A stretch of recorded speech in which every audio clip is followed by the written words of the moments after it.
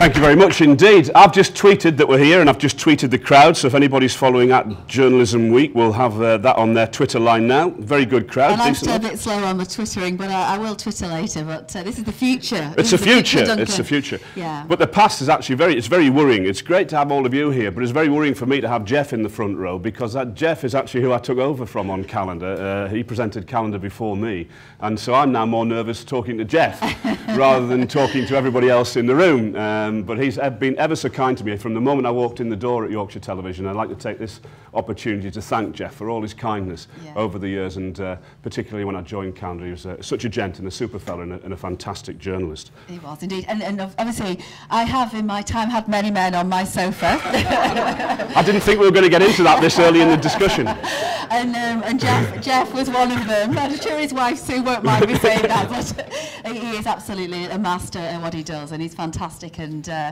we're just going to talk about you, Jeff, instead. And then Duncan and I don't know. Duncan and I have been presenting together. In fact, we are the longest partnership in ITV Regional News now, aren't we? Amazingly, I can't believe it, but we are. Nearly yes. 10 years, which is fantastic, and we love working together. And I think over the years we've developed what we do, and basically we've sort of got to a point where we kind of know how each other thinks, and we have a way of presenting that's actually second nature to us now. But that doesn't come easily, and I think we're going to talk about that a little bit later on and explain what we've learned along the years. But we thought we'd just show you exactly, you know, how we started. I know you're just starting out and need some inspiration about what could happen to you, what could your career path be, what choices you should make from day one, really, doing the courses that you are, and then hopefully getting out there into the big wide world. So we just thought we'd give you an idea of how we started out, what we did, and rather than rabbiting on about it, we've got a few pictures to show you and let you know how we got into the business and where we went and what choices we made. It's not very long, very short, and then obviously you can take any of your questions and rabbit on a bit more if you want, but Maestro, hit the tape. Oh no, it's you, Lindsay, we've got a problem. Pressure on. We're going to the door, we'll sidle out the way, and this is us.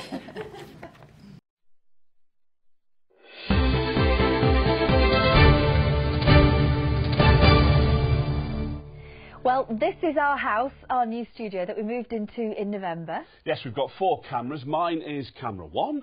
I'm always on camera 3. We can pick up any wide shots on a fantastic lens on camera 2. And our manned camera is 4, which allows us to get plenty of movement into the show. Isn't that right, 4?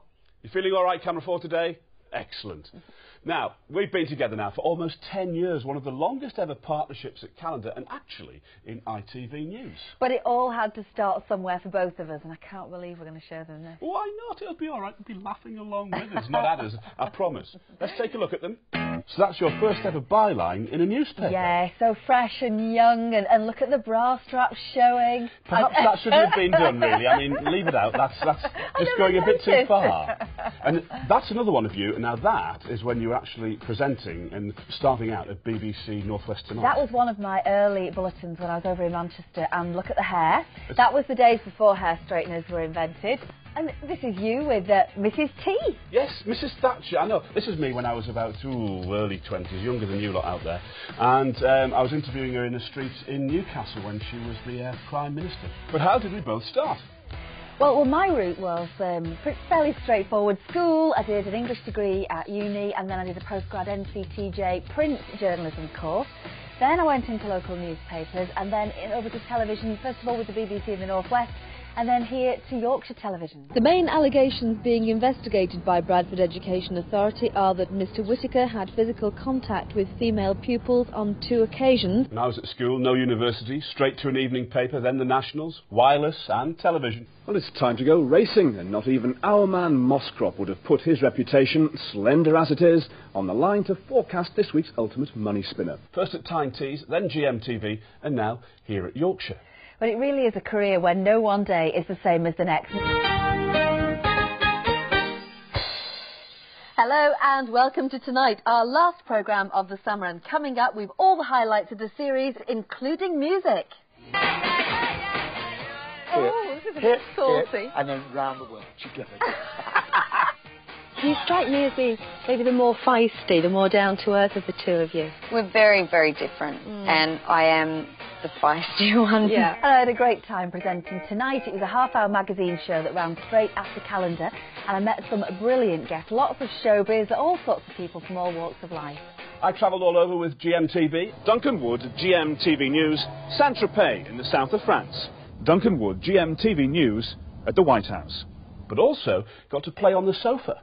Good morning, it's coming up to 8 o'clock on Tuesday the 15th of August. You're watching GMTV today with Penny Smith and Duncan Wood. Yes, good morning. Here's how the programme looks for you this morning, and indeed for us. I was actually involved in one of the first ever satellite channels. It was a health and beauty channel called Wellbeing. What's the link between your survey findings and these bugs that you catch in hospital? Is it called MRSI that we've heard of? And I was lucky enough when I came here to actually do Would You Believe It? It was a great name for a show, that. I wonder where they got that from. I can't think of it. Hello everyone, I'm Duncan Wood and this is Would You Believe It, the show that takes a closer look at some real issues and brings you extraordinary stories along the way. And of course you did Exposed. More of Britain's teenagers than ever before admit to carrying knives and replica guns on the street and even into school. This is the latest craze amongst our kids today. It's a ball-bearing gun, also known as a BB gun. Well, when we started working together, one of us was always on the road and the other one was in the studio. So do you think we should show them the eggs? I suppose if we must, let's get the eggs out. Yeah, I think people feel, a lot of people feel that it's actually too early. Christine, we're going to... Christine, we're going to... Hand it... We're very sorry for what's going on there. It seems, I think Duncan is okay, and we will let you know that he's okay by the end of the programme. This is live television. I'm all right. I've been hitting the head up. Imagine it's an egg. Haven't really looked at it, but there you are. Okay. Back to you in the studio. Duncan, thanks very much. We're glad you and the crew are okay. Do you know what? It's always touchy, really touchy when you do that little gulp there in the studio. I'm touched by that, I really am. I was just horrified. I was going to have to fill an extra 5 minutes while you were rolling about on the floor making an omelette. No, yeah, making an egg of myself. Anyway, we've been side by side for quite a while through thick and thin with world leaders, superstars, and those we enjoy meeting most, the real people. Thank you so much for coming in and seeing us, and once again, happy 85th birthday. Thank you very much. Well, it was lovely, and thank you for doing the honour of inviting me. Lovely to be here again, where there's quite a few memories. Hi, hello. Can I get a kiss? Yeah? Can I have a kiss? Oh, that's nice. Are you good at running then? Yeah. How fast can you run? That fast? That fast? Yeah. Should we have a race down the middle it? Go! Oh, what? How quick are you? Oh, big round of applause. And a very warm welcome to you, Prime Minister. First of all, if you could say to you, could we actually just check your timetable for departure? First off, it is 6:30, isn't it? You are here for the next half an hour and you will stay with us. That's the best way that's been put to me so far. Is it? Congratulations. Well, we thought well done, Callum. We're glad to hear it. I get it in all sorts of different ways. That was good. Obviously, circumstances have changed from 3 years ago. We've got a massive budget You're not deficit. going back on this now, are you, Prime Minister? What I'm saying is we need to have a look at the whole issue and come and make a proper announcement to you. Well, James Thornton, one of the team, is with us now. Do you need a cushion while you sit there? I tell you what, this is quite comfy, this chair. It's quite nice. Yeah, I'm avoiding hard surfaces at the moment. What's it going to mean to you tonight when they say Barbara Windsor Lifetime Achievement Award? Smashing. I'll be like a little girl. Well, can't wait to get my hands on it. Well, we're delighted to say that Mark and his wife Sylvia are in the studio with us this evening. Thanks so much for coming in. I've done this outside, but I'm going to do it again. I'll shake your hand. This is my new trick, this now. Well, I can't believe it, considering what we saw when we saw you just after you had the operation, to how your hand is now. Yeah, it's incredible. And the great thing about presenting calendar is that there is room to have a bit of fun. Andre did promise to give me a lift home because he's just going up the M1, so is that okay? Yes. Oh.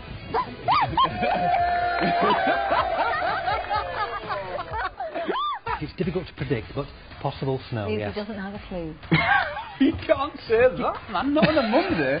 Chris Kiddie reporting there. Tell you what, never get us doing something as daft as that. Oh, no. But, you know, Duncan, I do think it's quite a good idea. Oh, Yeah, snap at work. It's weather time. What are you two doing in my bed? It's a long story. John, over there, do the weather. do you think that's what they call a bit on the side? I dare not say. So that's us. Thanks for inviting us to Journalism Week. I hope that's given you a little insight into what we do. And if there are any questions, don't ask us, ask them.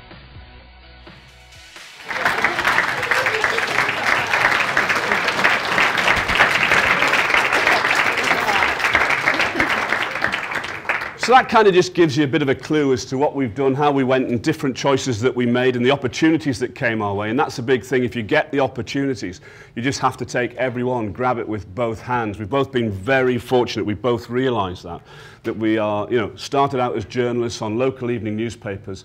Neither of us, we're just talking about this in the car on the way here, neither of us want to be on the telly, neither of us want to be out the front and doing what we do, but you know, we just kind of fell into it. Yeah, I mean, I think the thing is with the job that you're going into and that the years ahead of you is, I mean, I personally think it's the best job in the world.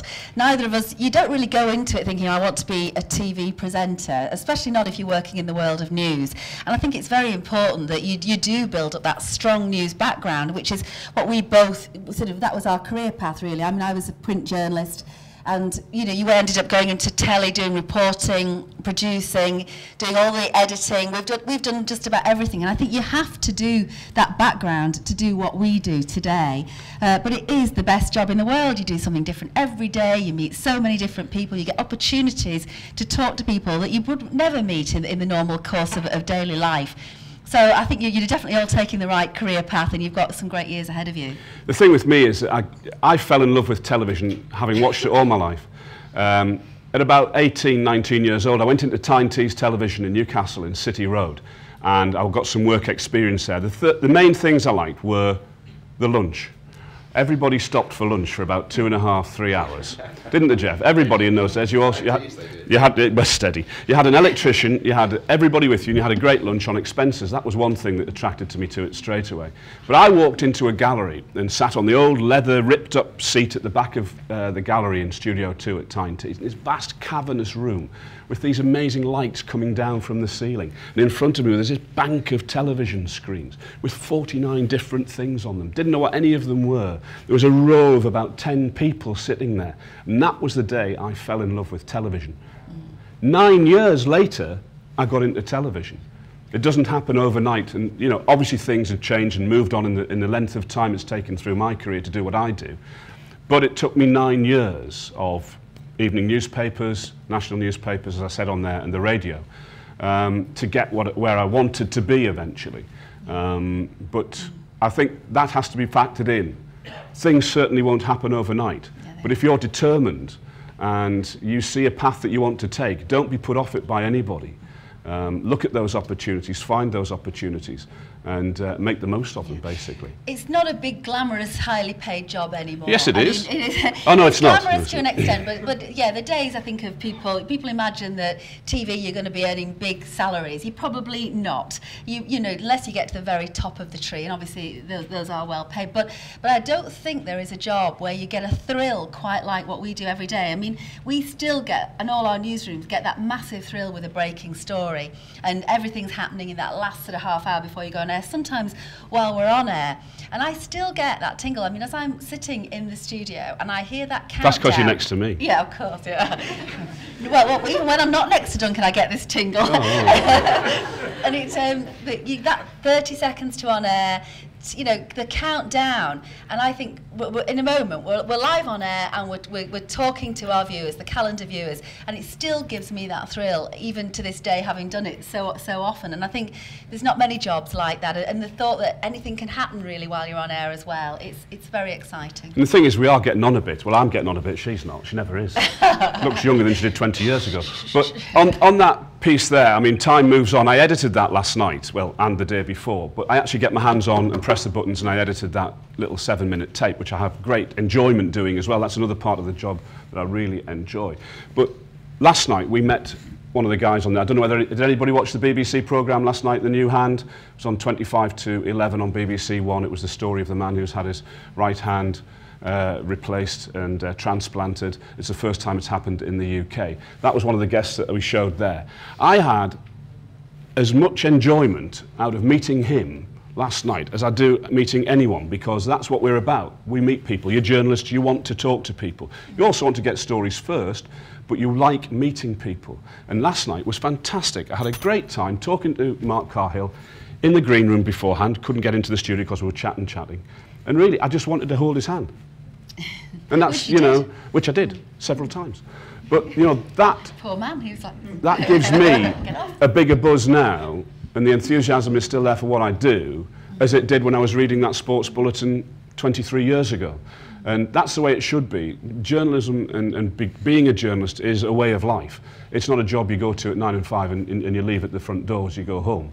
The first thing I do in the morning is open up Twitter and that's where you get your information from. That's how I found out Oscar Pistorius had shot Reap. That's how I found out this morning various different news irons that come out and about here. You know, that's where I start my day.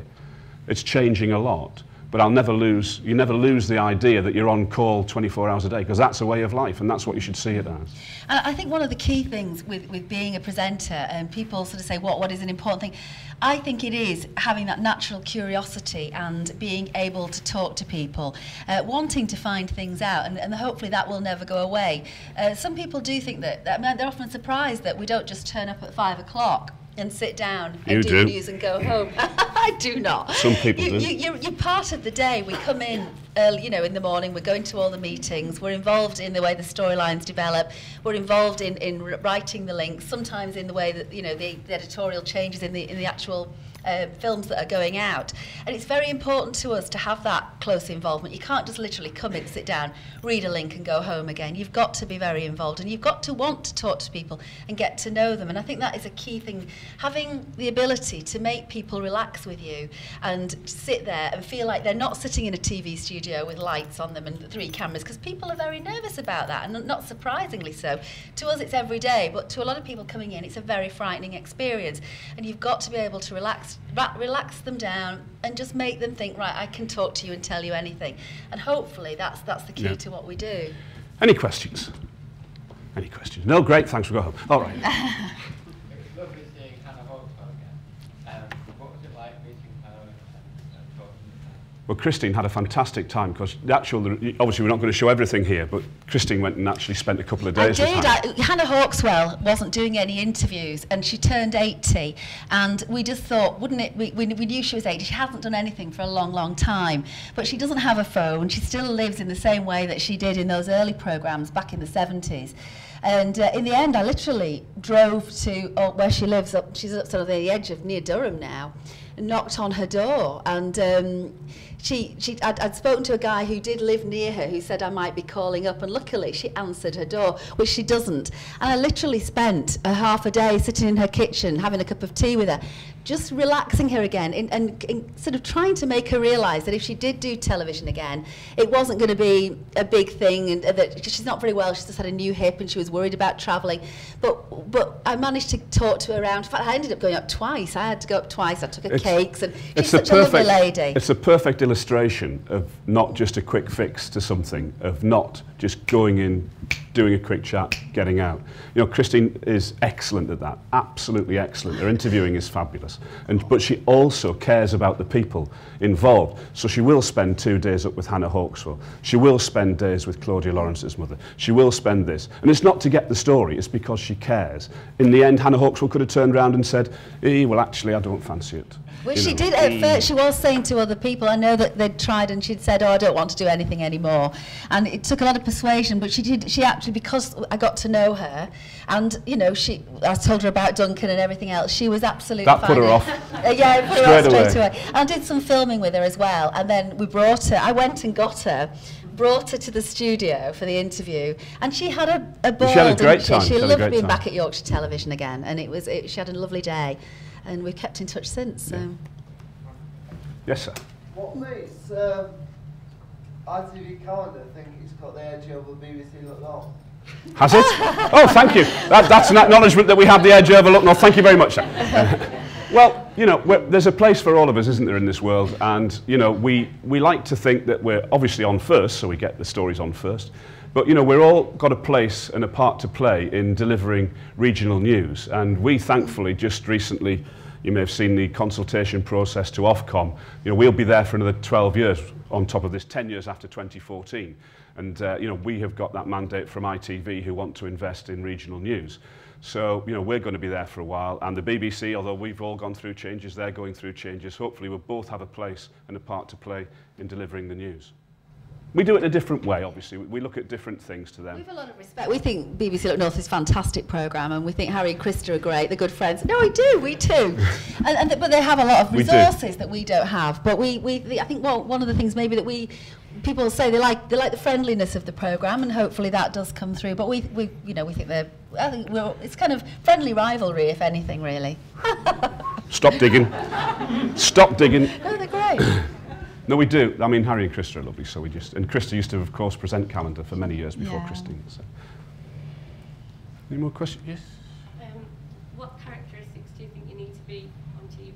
And secondly, do you feel pressure being on telly? A lot of the things go back to what Christine said about, wanting to be, knowing what goes on and being inquisitive about things. They all just work from the journalistic background. On telly, obviously, you've got to have good nerves on certain occasions. There are certain times when you can really go into a studio with 10 seconds to on air and nothing be there. Your first 3 stories aren't there. And then that just gets the old adrenaline running with the brown trousers.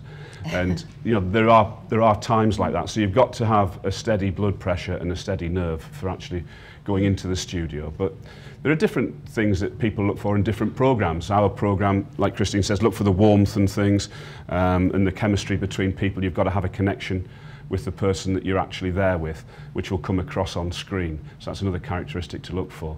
But it just, hopefully we'll demonstrate some of that if you come through to the studios. Just not what we're like, but what things go on in the studio. The unflappable thing is, it takes some doing, because when you first start presenting, it doesn't, you have to kind of learn that really, because you don't go on there and when things are thrown at you and stories are changing, you really are. Your heart is beating, and you can look like that. You can look like a frightened rabbit on screen. You'll have all seen that.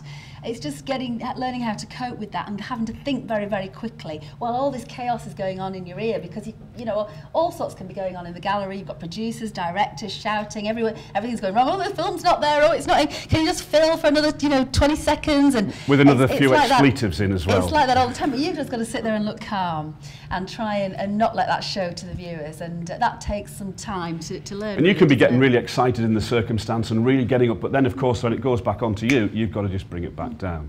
So it's a question of highs and lows and making sure you're at the right position and right place when you need to be in the right frame of mind. And that's a perfect link into us moving. Into us moving to the television studio. Okay. First come, first serve, or you can all go for your lunch and it'll be shorter. It's not a problem. Microphonic device. Microphonic device again. You don't want to see any wires, so it's going to go on that side, but you don't want to sit like that. You want this to go on the floor. Everything's got to kind of be hidden. And then you need to just clip it round underneath.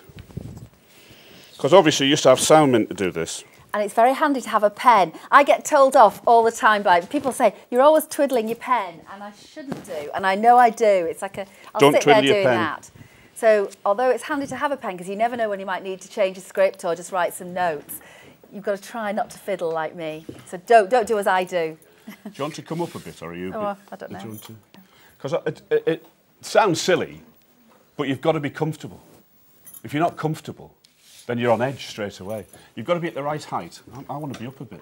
Do you not be up a bit? I don't know how to move it. Just, yeah. Up you go. No, yours won't go up. We go down. Yours won't go up. Oh, see, Mike, I don't want to go down, Mike. Director's telling me to... I don't want to go down, Mike. Mike, oh, right, he's a very bossy director, is Mike. He is. I can hear him in my ear. We don't want all this on the telly, so we don't want all that on the telly. I don't know all that on the telly. Yes. Where's one? Oh, that's one. Right. Oh, you look gorgeous.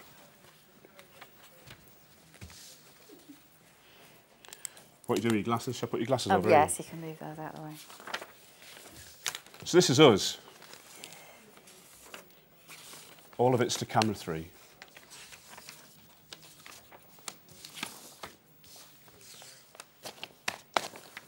Okay.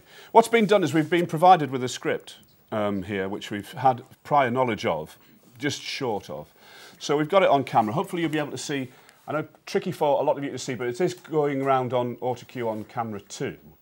So you will actually see what we are seeing in front of us. So, hello, someone's already changed something on there. Very good, very clever. They put the "the" in, you see. I see. I put the "the" there. No. Yeah. Obviously, if we'd actually got this in front of us, we would have had a look at it and a chance to see it in plenty of time before, which we've only had one read through of it. So we might do some changes. Is that all right, Mike, as we go through? As we go along. What, stop and start? Stop and start. Do you mind if we stop and start? Or we'll probably just do it and see. I think the thing is, the key to when you're looking at a script and one that you've got to read to autocue, you've got to read through it really, if you can, beforehand. I mean, sometimes, obviously, with late-breaking stories, we don't get time. But what you need to do is make it sound like you really are speaking to someone. So I try and imagine I'm standing next to somebody and I'm explaining this story to them. So you might not use certain terms of phrase. So sometimes the way something's written is not the way you'd actually say it. For example, I mean, I can see here, let me just, where are those glasses? See my glasses. I looked at something before and I thought I wouldn't say that if I was standing next to someone explaining them. So, right, so it says here, this week is the university's annual journalism week, which over the years has built up quite a reputation for the quality of the speakers and the sessions. I can't imagine standing next to someone and saying, this year is a journalism week, which over the years has built up a reputation for... I just wouldn't do that. I'd just say, this year it's journalism week. Lindsay, stop it. That's too loud. Is that your script? I'd just say, you know, this week is annual journalism week, and it has a great reputation for the kind of the quality of the speakers that it attracts. Something like that, which is a little bit more natural way to say things. So that's just one thing to think about when you're writing scripts. The other great thing is that actually that's my paragraph. That's the other thing. Never read the other presenter's lines. All right. Read your own. I'll stick to me. No, we'll just do a straight read through, we'll Mike. Do it, yes. We'll get on and read. We'll do that. Read out loud. It's what we do. Oh, we've got a 16-second thing.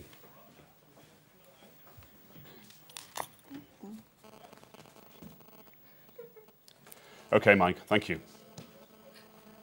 10. Getting that thrill. 10 seconds.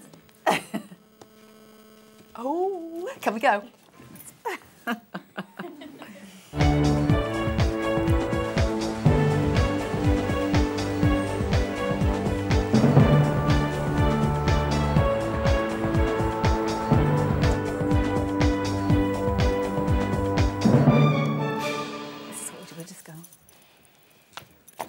Hello, welcome to a very special edition of Leeds today on Wednesday, the 27th of February, with me, Duncan Wood. And with me, Christine Talbot. And during today's programme, we'll be finding out why some of the key figures in the media world have been here at Leeds Trinity University this week. Yes, this week is the university's annual Journalism Week, which over the years has built up quite a reputation for the quality of the speakers and the sessions. Well, it's a chance for the students not only to hear from some of the leading personalities from broadcasting, newspapers, magazine and, of course, online, but also to make those all-important contacts that hopefully in the future will lead to a job. Even for us. Yes, in this business it's not so much what you know as who you know that all too often makes the difference between success and failure. Although no one here this week has been talking about failure, as we'll be finding out a little later in the programme. But before we come to that, let's go to the main story of the day, the tragic news that a family of 5 have died following a fire at their home earlier this morning.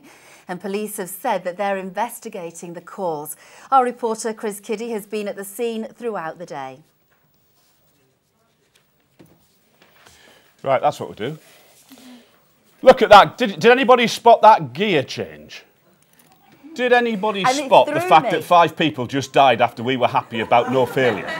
That really threw me there. And I should have realised it because I read the script. But what happened was, I think Mike got around it by making me turn to camera. I was still smiling about what we'd just been saying. And you've kind of got to go, you're like, oh, and then you sort of go, oh, 5 people have died. Did you see my face when it happened? I got caught out there. Oh, hello. And you basically... Right, I'm just going to look down at the table now. OK, I'm going to have my serious face on. Get yourself out of this one. I'm just going to sit over here and see that 5 people have died and I'll just say nothing. Because you realised what had happened, I was still this big grin on my face. You've got to be prepared for that. So obviously what I should have done is ended that, looked down, made a little bit of a break, looked up again with a completely different face and a completely different tone. Which one were you going to use? which face were we importing? I might borrow Kathy's. Put Kathy's face. Oh, that's fine. Just import a different face.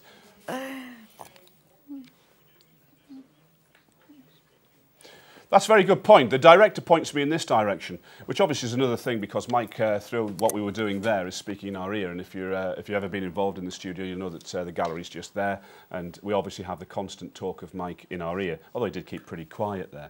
One thing he's saying there is, what does the person do who isn't speaking?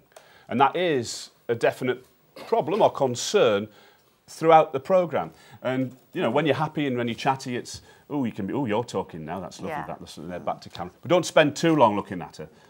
Because it looks a bit weird then. It just looks a bit weird because you're sitting there going, oh, hello. And it's very unnerving. Oh, you're lovely. And that kind of look doesn't go down too well. But you just have to know, obviously on that occasion, you need to know what's coming up next. Not just because of the change of gear, but so that you're back on camera when you're actually going to speak. So you just need to know, right, I can go at this part of the paragraph, I can't go later in the paragraph, I can't go too early in the paragraph.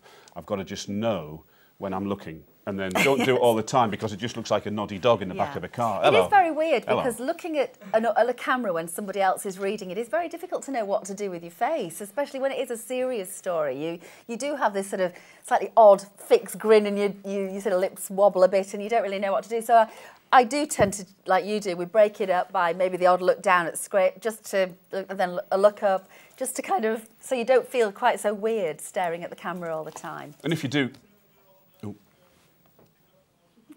Okay. All right, so we're gonna get rid of Christine's mistake. We're gonna do. Sorry, did I say mistake? I did it on purpose. Obviously. It was an educational tool. Right. Okay, we're gonna do it again because we got it wrong before. Here we go. Nice smiles. Smiles then down. I like the tightness.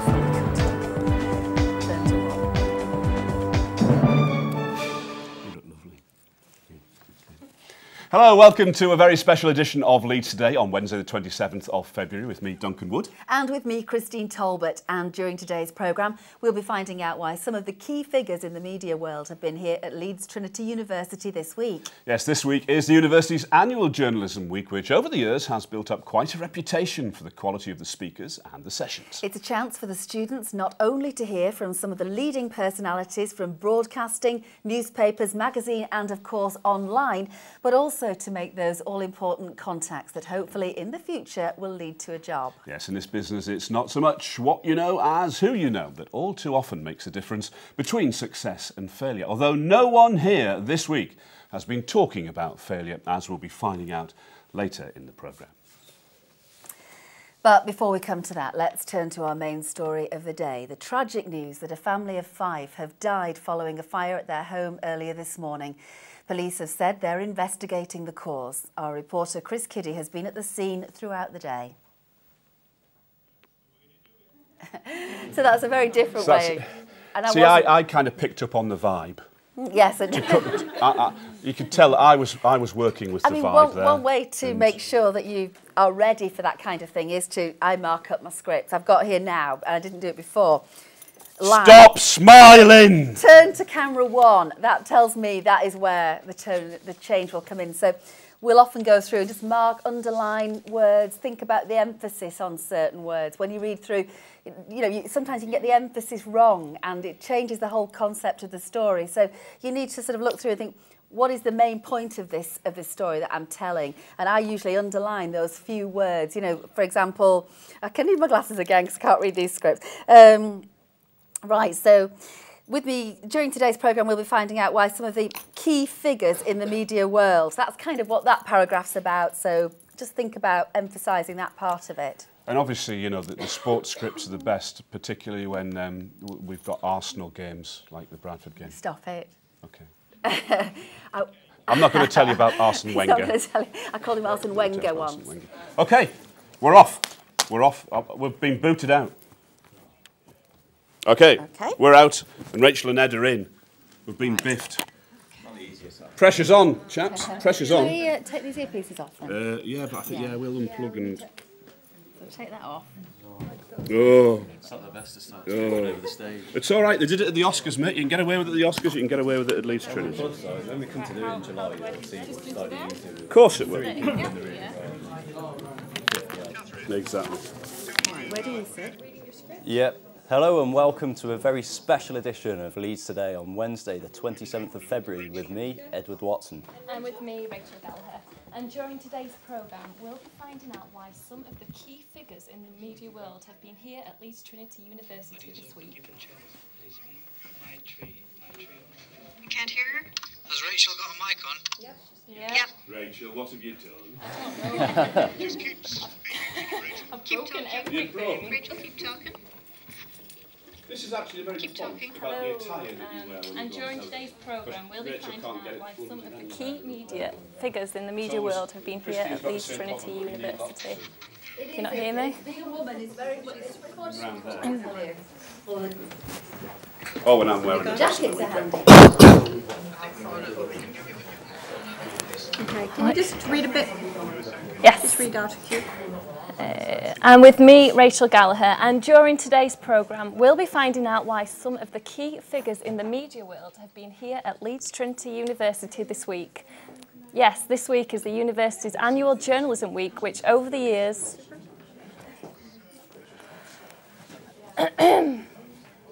I speak really slowly. 20 seconds. Oh, no. Good luck, studio.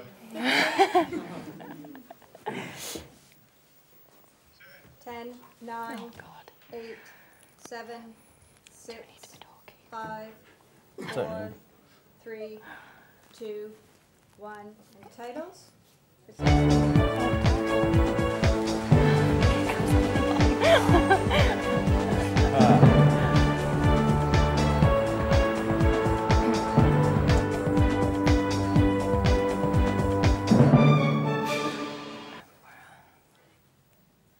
Hello and welcome to a very special edition of Leeds Today on Wednesday the 27th of February with me, Edward Watson. And with me, Rachel Gallagher. And during today's programme, we'll be finding out why some of the key figures in the media world have been here at Leeds Trinity University this week. Yes, this week is the university's annual Journalism Week, which over the years has built up quite a reputation of the quality of speakers and the sessions. It's a chance for the students not only to hear from some of the leading personalities from broadcasting, newspapers, magazine and of course online, but also to make those all-important contacts that hopefully will, in the future will lead to a job. Yes, in this business it's not so much about what you know as who you know that makes all too often makes a difference between success and failure. Although no one here this week has been talking about failure, as we'll be finding out later in the programme. But before we come to that, let's turn to our main story of the day, the tragic news that a family of 5 have died following a fire at their home earlier this morning, and police have said they are investigating the cause. Our reporter Chris Kiddy has been at the scene throughout the day.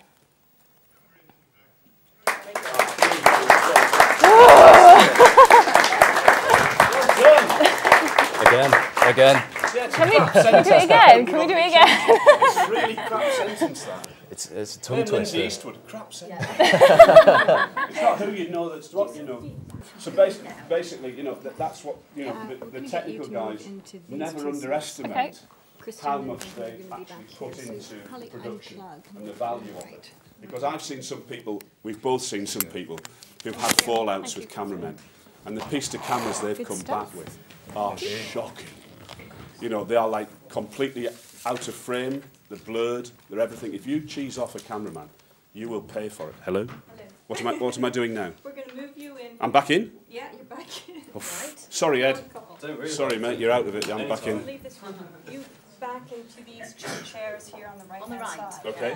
This is for the interview part. Interview? Yeah. What, we're going to ask questions and yeah, things? do you want your earpieces back in again, or? I don't want to listen to Mike Best anymore. No, it doesn't matter. I'll direct. It's almost better that we don't, then you know if it's a timed one. So do you want to sit down? Yeah, where am I going? Exactly here. Have you got a mic? Is it this mic, Kathy?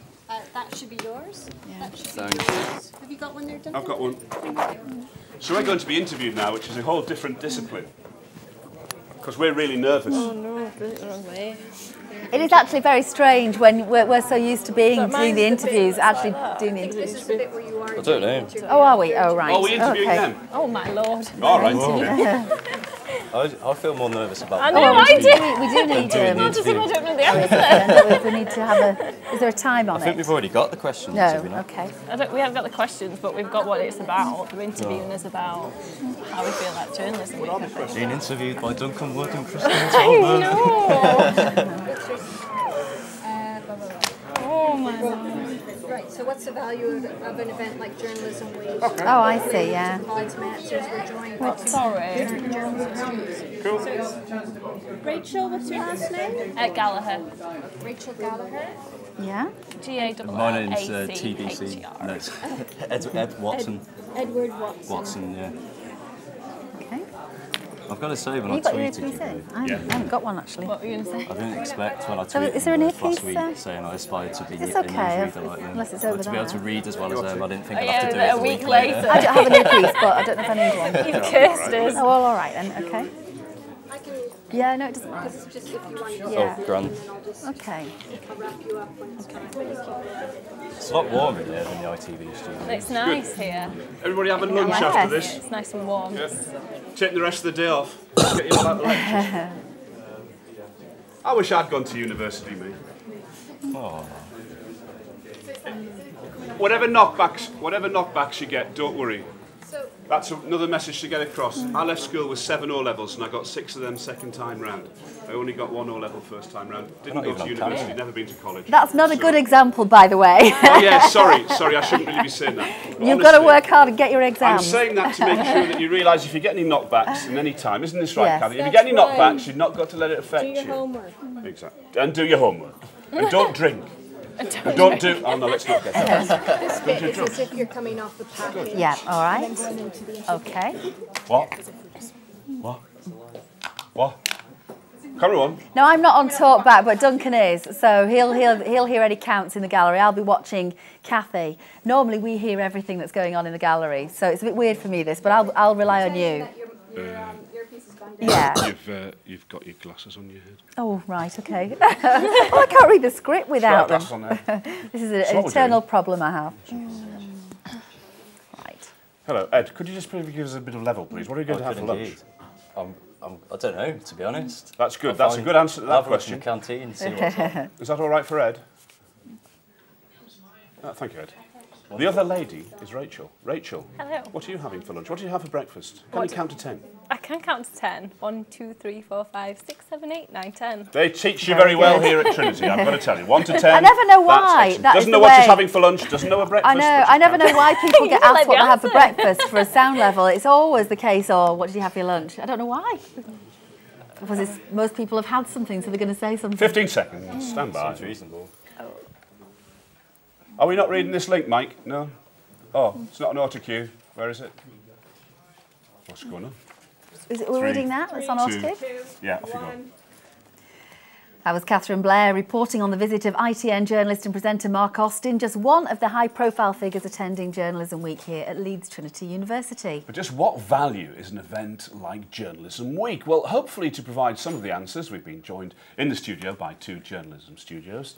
Ha ha ha ha ha ha ha. I was trying to remember your name and I said studios instead of students. Ha ha ha ha.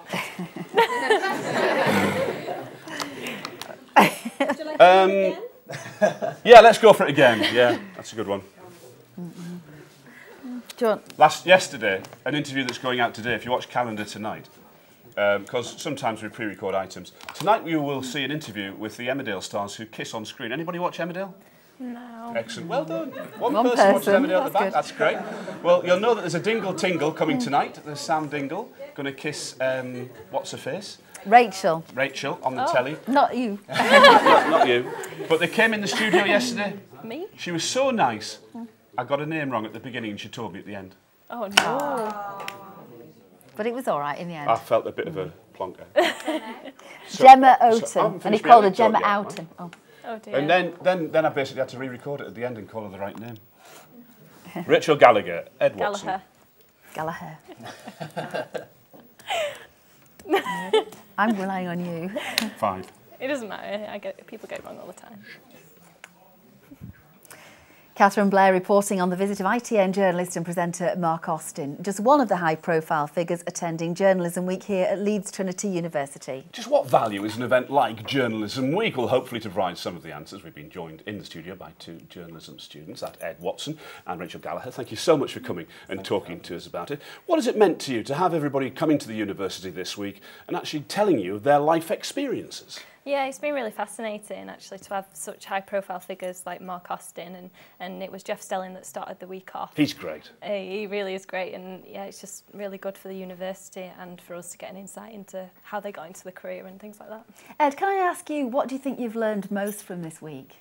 I've learned a lot, but I've learned that everyone who's come in has been like me at some point, that they've come from, had to build themselves up, and that's essentially what I'm doing now, make your contacts and just try and be a good journalist. Does it give you inspiration that this is something that you've set out on the career path, you want to follow, you will see it through? Yeah, I mean, like Ed was saying, the fact that a lot of people have started in the same background as we did, it does give you some kind of hope that you will get there one day, just to keep focused and keep determined and passionate about it, and then hopefully you'll get there one day. Yeah, and what kind of people have you been speaking to this week, from all ranges, Ed? Yeah, there's been a whole host of people. Like we say, we started with Jeff Stelling, from obviously has a TV background and radio background. Then there's the BBC Sport interactive editor came in. We've had Neil Wallace this morning, who obviously has a newspaper background. So yeah, there's just been a free man though. Indeed, he is. There's just been a whole range of people. So whatever area of journalism you want to get into. Has it made you think, right, I want to do this, I want to go for television, I want to stay in newspapers, I'll go online, other things? Has it made you actually clear your mind as to what you want to do? Well, I think because we're still very early into the course, I've still got an open mind. But I think when I started the course, I thought it was TV that I wanted to specialise in, that I wanted to go into. But like I said, I've got an open mind. I don't know yet. Yeah, there's often a lot of negativity around our career at the moment, isn't it? People saying, oh, don't go into it, you know, it's a shrinking industry. What's your experience been from what you've learned over the last sort of few months and this week about what you're seeing out there? It's a lot of positivity at the moment. Everyone's been bigging it up. So, yeah, I'm excited. I can't wait. Yeah. I just think the fact that everyone can be a journalist these days, with like the fact that everyone's got a mobile or whatever, but it doesn't mean that they can report the right news or whatever. We had to speech on Monday, just by saying that just because the social media, people reporting on social media the news, it doesn't necessarily mean that it's right. So I think that you still need us professional, trained journalists to be in the industry, just to make sure you do get the right news across. Very well said, Rachel. Thank you very much indeed for that. Ed and Rachel, thank you so much. What a week it has been at the Leeds Trinity University's Journalism Week. Well done, you. That was great. Well done. Bit of improvisation. We're fine. We're fine. We're all right to swap roles and they yes, can that's absolutely fine. Yeah, yeah. No problem at all. Yeah. Right, you're interviewing us now. Oh, we're staying here. Yeah. Do you want us to move around shots, Mike? Or? I think we're all right like this. Same, Mike. Same shots. We're being interviewed now. Okay. Are we having like an inline as well? Or let's try and read the cue like this. Well, they might turn the camera around for you. Rachel, to read off camera 3. Camera 3. Oh yeah, we could do that. Do you want us to change camera 1 and camera 2? So camera 2 is on. We'll do your picture in a minute, honest, I promise. Don't go away and we'll shoot your picture. Are you Luke? No, you're not Luke, are you? No. Where's Luke? Looks like a Luke. I assume I won't be introducing you as two journalism students. Could be.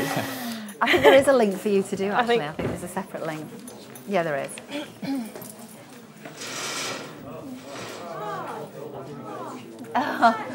There you go. Bye.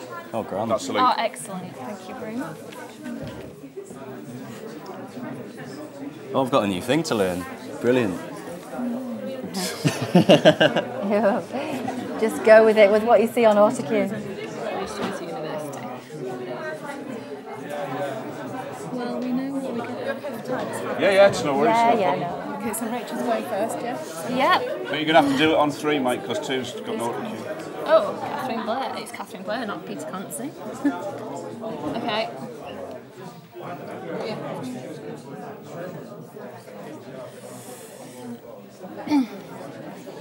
Mike, you might want to take it on 3. I just do it on 3, yeah. It'll be fine. Oh, it's back. Are we into 2 or 3? 2. Are you asking the first question or shall I? I will ask the first question. Stand by, studio. Are you ready? Follow on. The big interview. So you're going to be reading the link on this camera? Camera 2. Yep. 15. Pressure. 15 guys, nice and quiet on the studio floor. Thank you very much. You've got to be more. You've got to be loud. 10. In 5. I jumped out my skin then. Catherine Blair reporting on the visit of ITN journalist and presenter Mark Austin, just one of the high-profile figures attending Journalism Week here at Leeds Trinity University. Well, we know what we get out of it, but what do the speakers? Why have they agreed to be here? Well, hopefully to provide some answers, we've been joined here in the studio by the main anchors of ITV Yorkshire's award-winning news magazine programme Calendar, Duncan and Christine Talbot. So, why have you agreed to be here? Chocolate.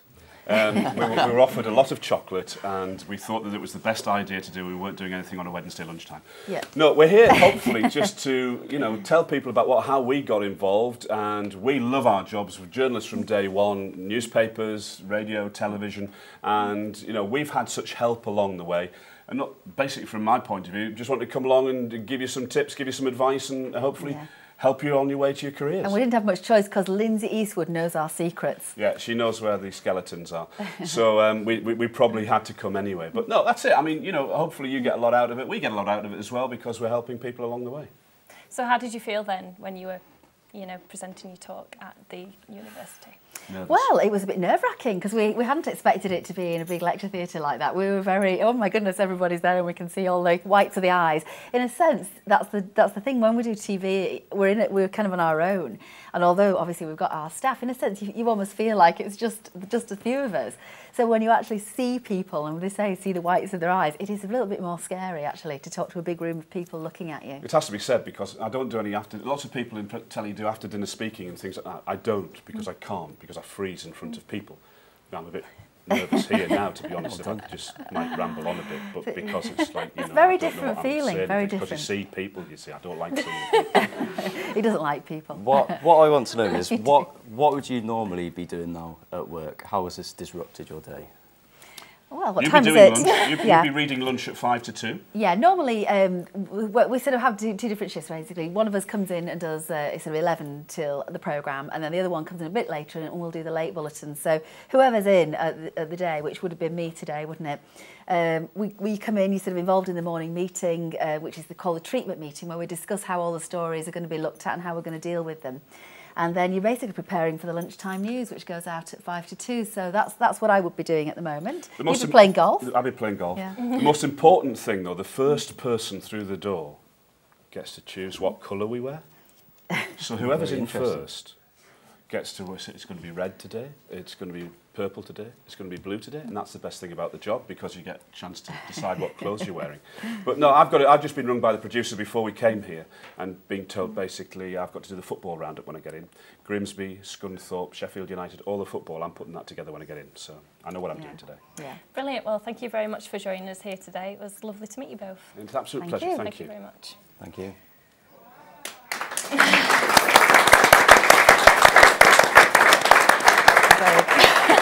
Excellent. Well thought out questions. Follow on from what we said. That's the big thing. You've got to listen to what people say. If you're a journalist and you're going out and talking to someone, don't go out with a list of questions. Don't go out, right, number 1, number 2, number 3, number 4, number 5. Those questions, they won't answer them in that order. They'll have probably answered number 4 in number 1 and number 2 in number 3 or number 3 in number 2. So don't go out and think, I must stick to these questions. listen. React to what people are Listen saying. to what You know, if people suddenly say. we've had that situation where we were talking once, and you've got to react. Where we're with not with us, but another presenter. Someone said to, oh, well, you know, yes, and that happened, and that's why, you know, I nearly ended it all. I was in a bad way, and the presenter didn't listen to that at all and said, okay, so what's next for you then? And you know, you should have picked up on that and said, well, what, you know, tell us about that part of your life. Tell us about that experience. Ask open questions. Ask questions that don't get yes or no answers. That's a basic, isn't it, with TV journalism? So, how, you know, what can you tell us? That sort of thing. Rather than, did you do this? Yes. Did you do that? No.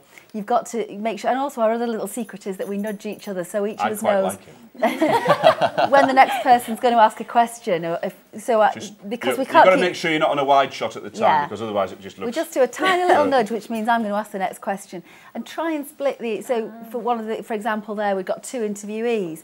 You've got to also make it clear to the interviewee who you want to answer. So because Rachel had answered the first question, obviously we needed Ed to come in at some point. So I specifically looked at you and said, Ed, and asked you the question so that you'd talk. Otherwise, there's a danger, particularly if you've got a pairing that maybe one person does talk a lot and the other's quieter, where one person will just answer everything and the other person will just sit there. So you've got to bring people out and make sure that they get their chance and do it that way. Good. So, Masterclass and Mistress Class. Mistress Class. I thought I was coming to MasterChef. So, that's why I came. Can we say a really massive thank you? Thank you.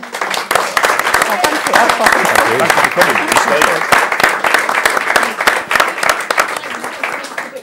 Yeah, just a quickie.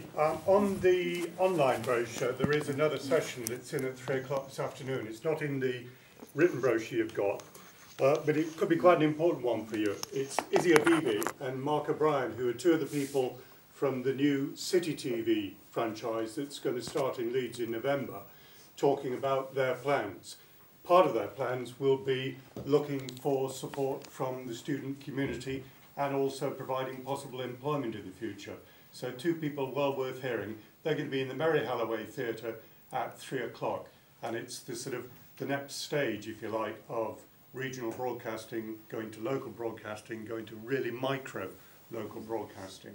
So it's one worth hearing. That sounds like one to go to. It is, definitely. Do Can not I just miss say that as well, one. Mike is the person that gave me my job on Calendar. So it was a very, very important guy in my life, aren't you, Mike? So he rang up with it one day and just said, how do you fancy being the next presenter of Calendar? And changed my life around overnight. So. And the first programme I worked on at Calendar was with Mike. The programme, not the calendar, was with Mike doing the Business Awards up at Harrogate.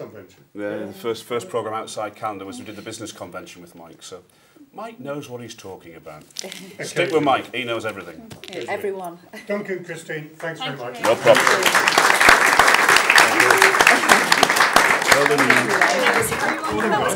Yes, really good. Shaking like a leaf.